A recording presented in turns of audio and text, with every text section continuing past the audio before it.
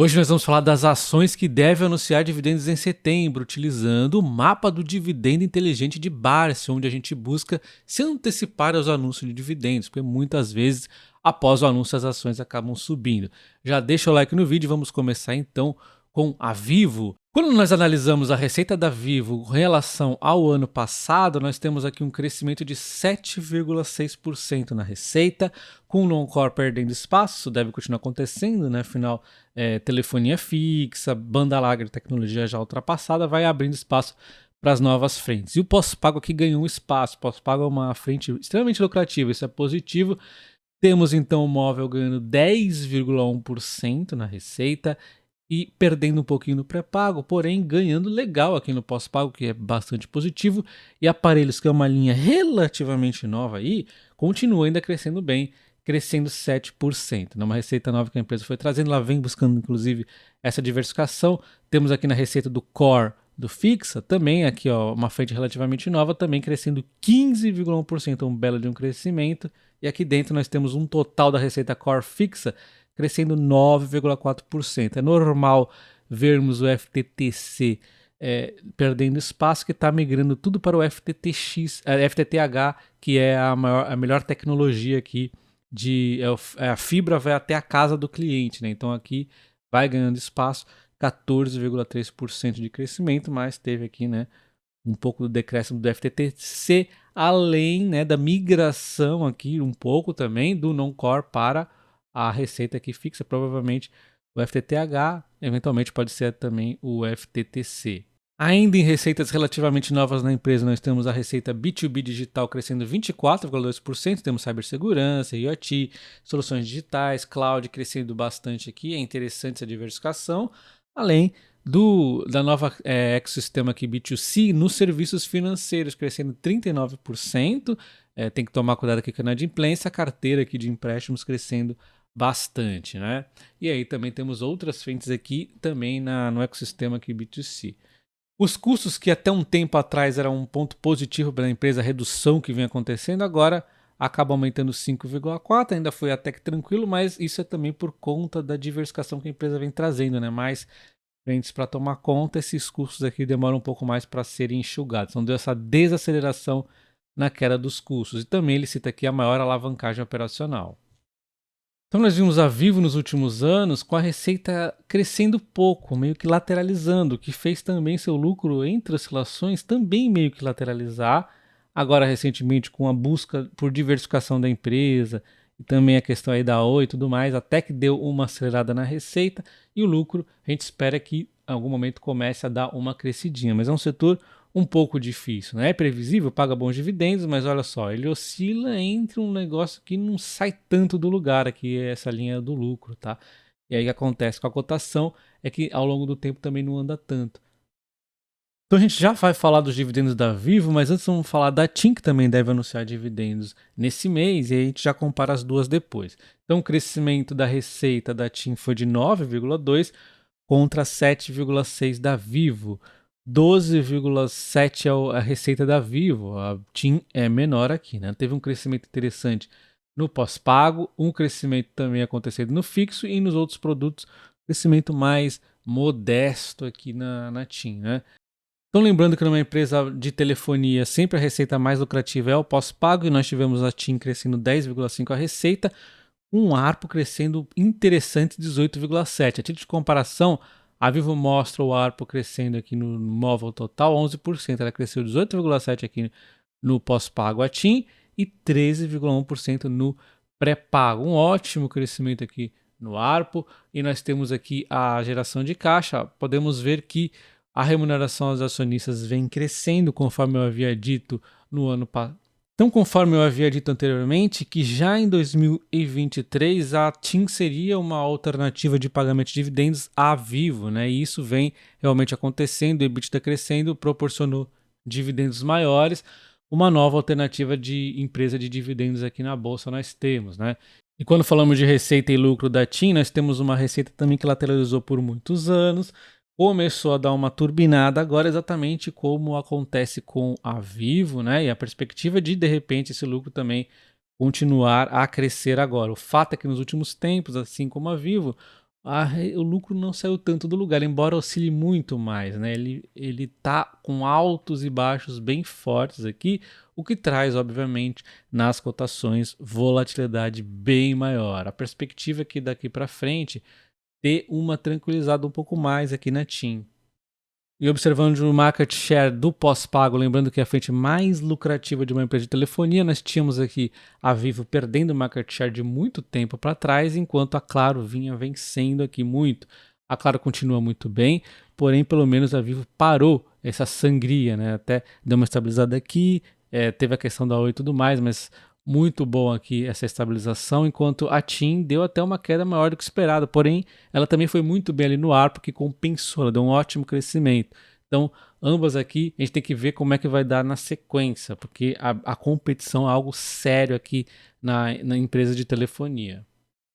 Os dividendos do mês 9 da Vivo ainda não foram anunciados nesse ano. Eventualmente ela até acaba anunciando no fim do mês 8, mas não tivemos nem mês 8 e mês 9, então devemos ter o anúncio de dividendos a qualquer momento da Vivo, embora não seja garantia, enquanto a TIM também costuma anunciar no mês 9 e ainda não existiu dividendos neste ano. Desde o exato dia no início de abril, onde eu disse que preferia um pouco mais a TIM naquele momento, por também ser uma nova possibilidade de dividendos e estar com um pouquinho mais de possibilidade de alta, a TIM subiu 21,5%, enquanto a Vivo 11,8%. Ambas performaram bem, na verdade, né? Se você pegar o último ano, aí você vê ainda uma alta ainda maior da TIM de 25% e 5% aqui da Vivo, né? Então, ambas aqui performaram bem e ainda está num cenário de equilíbrio de dividendos nesse momento. E na nossa planilha de dividendos para os membros do canal, eu já havia precificado no começo do ano um dividendo da TIM e Vivo bem nivelados. A Vivo acabou subindo menos que a TIM, então nesse momento a TIM está até com yield um pouco menor, mas a perspectiva é de grandes igualdades daqui para frente. Vai ser um pouco desafiador as duas aqui atingirem esse yield de 6,5% a TIM e Vivo 7%, estão aí numa pegada de também investimentos nesse momento, mas por mais que elas não batam exatamente esses números agora, mais para frente elas devem bater. Devem ser duas boas pagadoras de dividendos nos próximos anos aí. Não é mais somente a Vivo, repito isso, né? Essa é a minha opinião. Não quer dizer que isso vai acontecer, mas pelo menos nesse primeiro momento parece que a TIM realmente está indo nessa pegada de dividendos e crescimento também. Mas ainda assim é um setor bastante complexo de altíssima competição. Agora eu vou falar de duas ótimas empresas que estão aí numa queda, pode ser interessante, mas eu não tenho dividendos previstos para elas, até porque a VEG é uma delas e é uma empresa de crescimento. A outra é a Home, que é uma empresa também fantástica. A gente tem aqui a Home, um período dela foi difícil. Quem olha esse período aqui e não entende o que aconteceu com a empresa vai ficar com medo, mas ela fez aqui um turnaround muito bem feito, investindo em tecnologia, tem uma situação saudável e agora ela consegue esses lucros que oscilam sim, porque afinal o setor é complexo, mas ela está aqui com um ótimo momento, bons lucros e o período é um pouco desafiador quando a gente compara com o ano passado que foi muito forte. Então não é que ela esteja ruim, é que o ano passado foi bastante forte. Então a gente tem aqui a empresa atuando em máquinas home, máquinas BW, fundidos e usinados. E aí, se você é membro do canal, tem um vídeo que eu falei do resultado da Home. Vale a pena você ver lá que eu explico no detalhe tudo da empresa.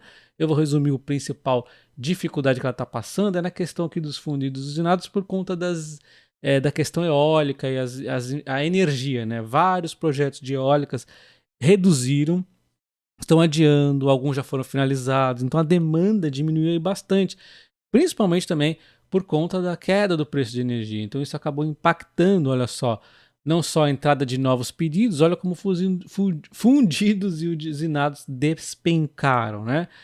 E aí um pouquinho da máquina home, a Burkhardt Weber tem aqui até uma perspectiva positiva, deu uma diminuidinha, mas está tranquilo. Então a entrada de pedidos vai se manter estável para bom, mesmo com a economia difícil, a empresa está indo muito bem. A questão é que fundidos usinados aí não tem milagre para ser feito, né? Vai depender muito da demanda, e a demanda aí da elétrica deu uma quedinha mesmo. Então a gente viu aqui também a carteira de pedidos, né? Porque primeiro tem a entrada e aí vai formando a carteira de pedidos. A carteira de pedidos vai sendo queimada aqui, tá ficando aí mais fraca também, diminuindo aí ao longo do tempo no fundo dos usinados. E máquinas Burkhardt, Weber e a máquina Home, a gente ainda tem uma perspectiva positiva. E lembrando que aqui é onde está a maior margem, né? Aqui é onde está a maior receita. Mas ainda assim, isso é uma queda que o mercado fica um pouquinho assustado. E aqui, por mais que esteja bem, vai oscilando também um pouco conforme a economia.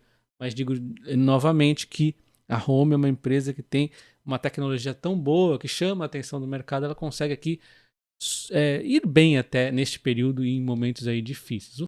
Quando olhamos a cotação da Home, nós vemos uma alta infinita e depois uma queda infinita, atingindo preços fantásticos, mas era um preço fantástico num momento difícil. Possível recessão no Brasil e nos Estados Unidos, o pessoal com medo de recessão severa, isso foi se afastando e a empresa foi subindo bastante, mesmo com o Brasil ainda tumultuado. Mas aí veio a questão das eólicas, também acabou atrapalhando um pouco, dentre outras questõezinhas aqui ao longo desse tempo, né? Além de ser uma empresa small que realmente oscila. Eu não acredito que ela vá a esses fundos novamente tão facilmente, mas tudo é possível, tá, pessoal? E a gente vê aqui, então, o último um ano, a empresa agora, recentemente, a empresa que era tentando fazer um fundo nos cerca de 12,60, vamos arredondar, e eu ainda penso que, de repente, ela pode cair até um pouco mais, né? Não dá pra gente saber. Eu acho que ela tá num bom preço, mas ela pode vir, de repente, aos 11,50 aproximadamente, que é onde eu vou gostar de comprar ainda mais ela, mas pode cair mais que isso? Pode também, mas eu acho mais difícil, tá? Na minha opinião, 11,50 é um número que eu já fico aí super animado com a Home. Aliás, já tô animado com 12 aqui, 60, por aí que ela tá rondando recentemente, mas tô indo devagarzinho, porque ela é uma empresa volátil, como nós vimos ali, né? Embora eu acredite em continuidade de bons resultados, nós temos a base comparativa do ano passado muito difícil para a empresa, mas ainda assim ela deve ter bons números. Vamos ver como o mercado vai reagir em relação a isso. VEG é a eterna ação cara, né, segundo o pessoal, mas a receita da empresa não para de crescer junto com o seu lucro, junto com basicamente todos os seus números. Então a empresa vem numa crescente da receita e no lucro, quando a gente dá um zoom, poucas oscilações aconteceram e um crescimento mais acelerado nesses últimos anos, o que fez realmente a cotação dar essa disparada. Olha como a cotação disparou junto aqui com o verdinho lucro.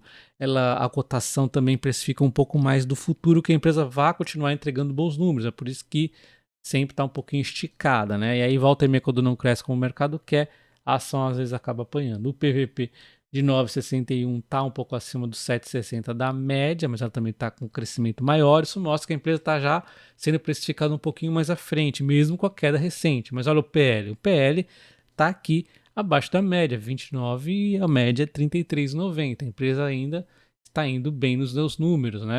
Uma empresa que cresce dessa forma, sem dívida líquida, é realmente...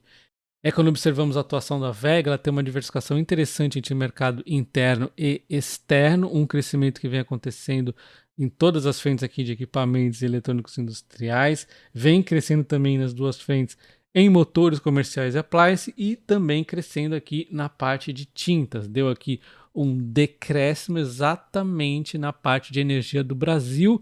Então a gente viu a Home sofrendo um pouco ali também por conta disso. A Home a gente sabe ali que foi os fundidos usinados. E a gente também observa olhando a Vega aqui que ela é uma empresa mais diversificada que a Home, obviamente. Embora a Home também tenha mercado interno e externo, a VEG tem uma diversificação muito maior, até é um pouco incoerente a gente ficar comparando as duas empresas, mas ainda assim a Home ela está em múltiplos aqui mais interessantes, assim, tem um risco um pouco maior, basicamente é isso, né? Embora eu goste muito da Home até mais do que a VEG. Então, mas quando a gente olha aqui no mercado externo, até que cresceu aqui a parte de geração, transmissão e distribuição de energia.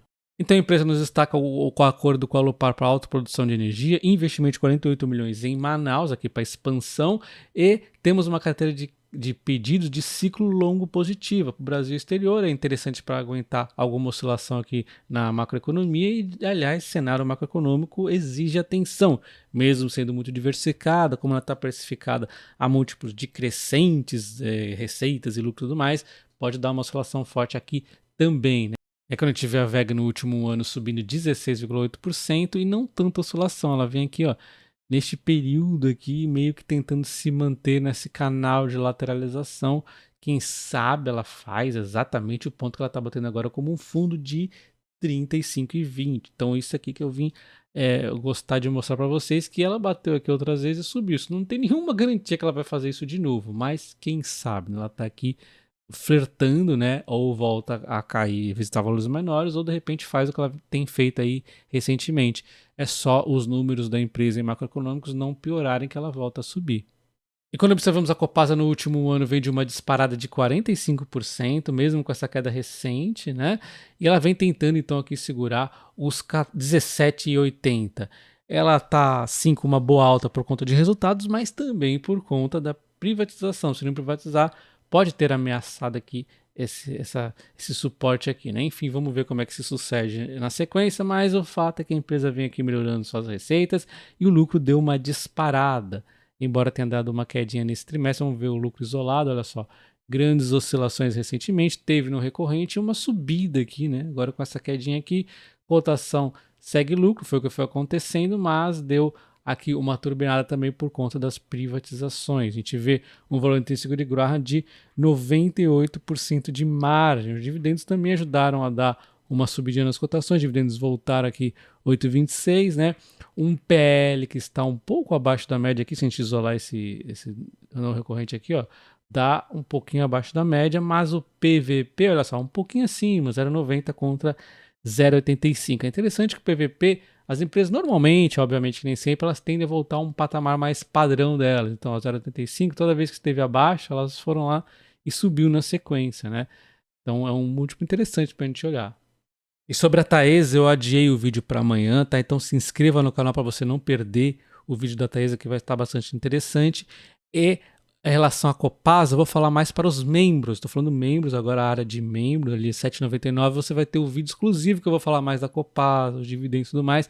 Esse vídeo ia ficar muito longo, eu não queria falar dela correndo, tá? Então aqui está o preço justo pelo consenso, tá, do mercado. Os analistas aí estão dando algum preço justo aqui para Klabin, Braskem e Raízen, que eu já comentei no vídeo de ontem. E hoje nós temos a VEG com 29,1% de margem. A Home não tem cobertura suficiente.